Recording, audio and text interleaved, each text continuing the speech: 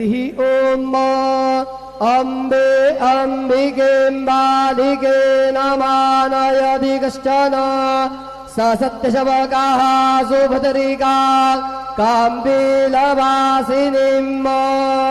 विद्युद्धामसमप्रभा मृगवती स्कन्दस्थितां भीषणाम् कन्याभिः करबालकेटविलसद्धस्ताभिरासेविताम् हस्तैश्चक्रगदासिकेटभिषिकां शापं गुणं तर्जनीं बिभ्राणामनलात्मिकां शशिधरां दुर्गां त्रिनेत्रां भजे दुर्गे स्मृता हरसि भीतिमशेषजन्तोः स्वस्थै स्मृता मतिमतीव शुभान् ददासि दारिद्र्यदुःखभयहारिणिका त्वधन्या सर्वोपकारकरणाय सदार्द्रचित्ता गुरुर्ब्रह्मा गुरुर्विष्णुः गुरुर्देवो महेश्वरः गुरुः साक्षात् परब्रह्म तस्मै श्री गुरवे नमः।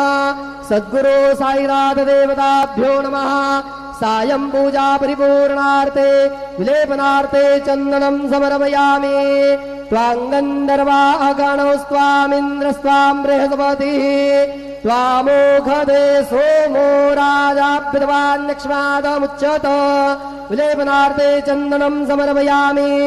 अक्षन्नामि मदन्तशवप्रिया अधूगत अस्तोगत स्वभानवोऽभिप्राणविष्ठया मतिजो जान्विन्द्रते हरि चन्दनस्योपरि अक्षतान् समर्पयामि।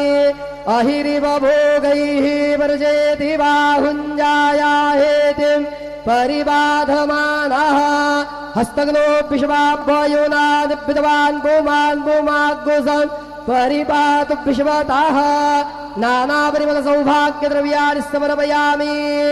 ओषधीः प्रतिमोदत्वं भुक्पवतीः प्रसूवरीः अश्वा इव सजितवरिर्भिरुदाः पारैष्णवः नानाविधपत्रपुष्पं समर्पयामि। सायंकाले उपहार नैवेद्यं निवेदयामि।